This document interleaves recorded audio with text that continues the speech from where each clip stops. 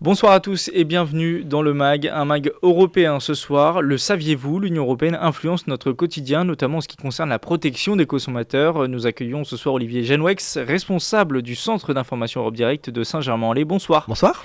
Les frais de roaming vont disparaître en 2017. Fini les surcoûts quand vous téléphonerez ou quand vous enverrez un SMS à quelqu'un ou qu'il se trouve en Europe et que vous vous trouviez vous-même n'importe où en Europe. C'est bien ça, c'est ça la fin des frais de roaming ? Voilà, effectivement. Donc le roaming, ou ce que nous on entend en France par l'itinérance des données, c'est tout simplement le surcoût que va occasionner le fait d'utiliser le réseau téléphonique d'un autre État. C'est le petit SMS qu'on reçoit quand on sort de l'avion. Voilà. Dit, vous trouvez donc dans un autre pays, le surcoût est de temps, en moyenne c'est 5 centimes pour un SMS, et on est tellement sympa qu'on vous offre par exemple 10 SMS gratuits à envoyer comme ça, voilà. Donc en fait c'est tout simplement, vous trouvez en France, vous envoyez un SMS, je sais pas, par exemple à une personne qui se trouve en Roumanie. Bah en fait, donc, on a le tarif normal du SMS, donc c'est 9 ou 11 centimes si je me souviens bien, qui va s'appliquer jusqu'à la frontière française, pour schématiser. Et une fois au-delà que ça passe la frontière française, on va dire qu'il y a une sorte de surcoût pour que ça puisse arriver en Roumanie. Et donc ce surcoût est défini par chaque État, mais en moyenne c'est 5 centimes. Qui a pris la décision de mettre fin à ces surcoûts ?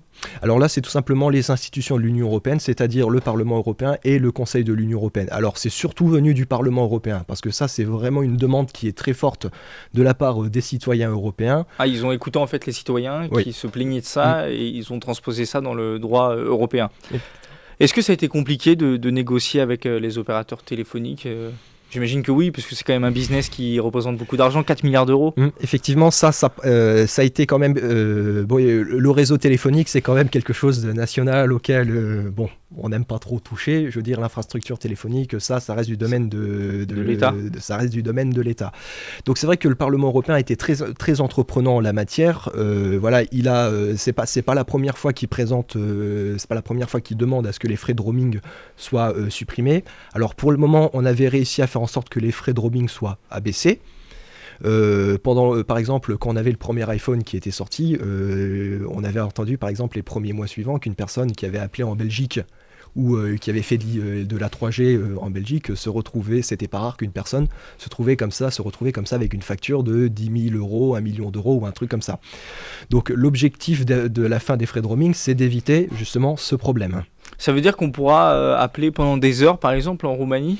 Tout simplement, vous resterez sur le tarif habituel. Même si on dépasse un certain seuil de communication ? Alors là, ça dépend du forfait que vous avez chez votre opérateur. Si par exemple, on vous dit, vous avez 3 gigas d'internet, tant que vous restez dans les 3 gigas d'internet, c'est bon. Oui, donc il faut rester quand même dans les clous, c'est pas illimité. C'est pas illimité. Alors après, quand vous êtes au-delà, vous resterez sur un tarif normal du méga supplémentaire, mais vous n'aurez plus de frais de roaming qui s'appliquent. En attendant, pour plus de précision, la disparition totale des frais d'itinérance, ces frais vont déjà baisser à compter du 30 avril 2016, un surcoût maximal de 0,05 € par minute d'appel et 2 centimes pour les SMS sera instauré. Le Parlement européen a aussi renforcé la neutralité du net, c'est le second sujet de ce MAG. De quoi s'agit-il exactement, la neutralité du net ? C'est une notion assez abstraite finalement. C'est une notion assez abstraite, mais qui a des conséquences économiques très concrètes. Alors, la neutralité du net, si on définit ça très techniquement, c'est le fait que chaque paquet Internet soit traité de la même manière. Peu importe l'endroit où il arrive, peu importe l'ordinateur. Alors, comme ça ne veut pas forcément dire grand-chose, mais ça veut tout simplement dire que vos opérateurs n'ont pas le droit de vous discriminer ou de vous traiter différemment en fonction de la consommation que vous faites de votre Internet. C'est-à-dire un exemple concret ? Tout simplement, c'est-à-dire que vous pouvez accéder à YouTube gratuitement, que vous pouvez accéder à vos mails gratuitement. C'est-à-dire que là, par exemple, actuellement, en France, la plupart des gens ont une box Internet, voilà, et donc on paye un forfait, ce qu'on appelle illimité, voilà.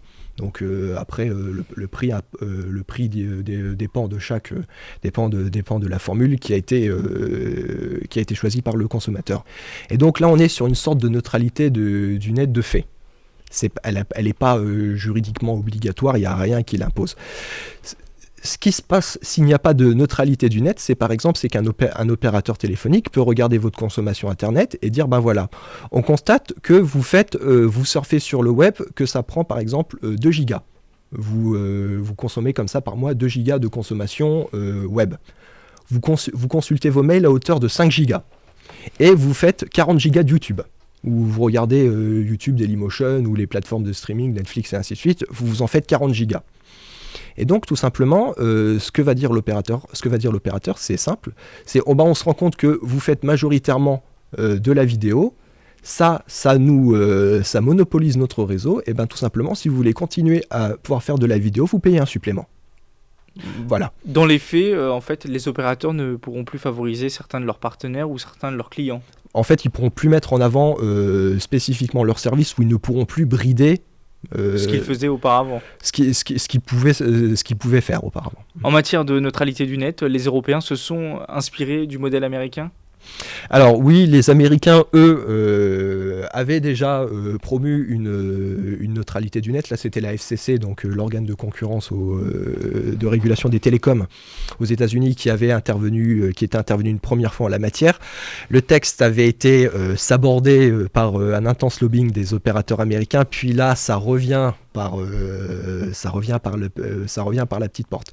Et donc, on a à peu près le même schéma. On n'est pas à la même étape, mais bon, le Parlement européen avait fait une première proposition. Il avait voté un texte qui allait avec le roaming. C'était un des paquets télécoms où tout était dedans.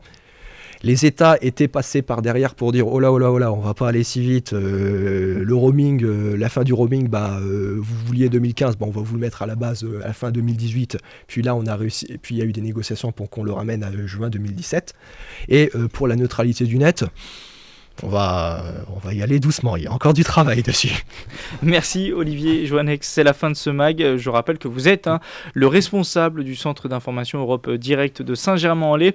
Vous pouvez retrouver cette chronique sur radiosensation.fr. Bonne soirée à tous à l'écoute de Sensation.